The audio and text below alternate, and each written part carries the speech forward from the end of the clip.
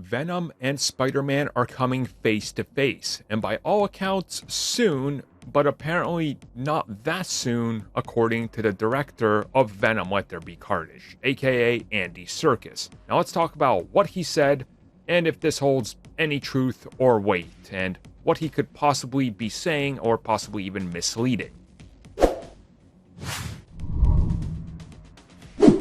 So Andy Serkis has been making the rounds talking about and hyping up Venom versus Spider-Man. And in one instance, he was asked to talk a little bit about these characters coming face to face in the next film.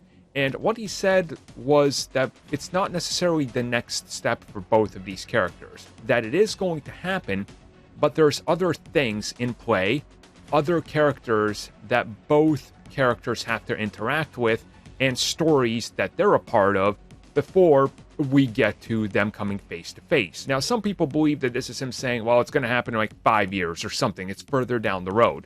Or he could be saying that, well, Spider-Man's got to do what he's got to do in Spider-Man No Way Home. Venom's got to do what he's going to do in Morbius, because we know he's in that because the director spoiled it. And then we're going to get to it. So I think that kind of makes sense, right? We're going to get to it in the next 3 to 4 years. I don't think it's something that's so far away that we don't need to talk about it, because quite clearly, you know, I mean, for those that don't know, you don't know, but you probably know anyway, but it's so evident of what's going on and how they're going to do it. And it won't surprise me if they're just trying to, downplay it or save it for a shocking announcement or the shock factor and not spoil anything, but let's be real.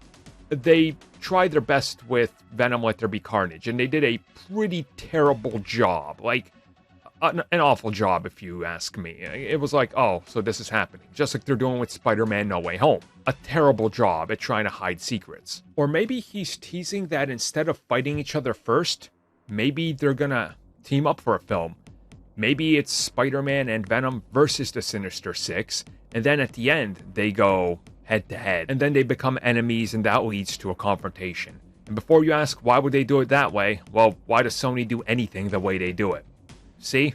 Just spin that question back around at you, and you're as confused as I am, and as Sony is, quite clearly. So, who knows what their goal is, but it definitely seems like they want these characters to just exist apart a little bit longer. In my opinion, it's just because they're appearing in other films first, and then they're gonna get there. So, in due time, I suppose we're going to know.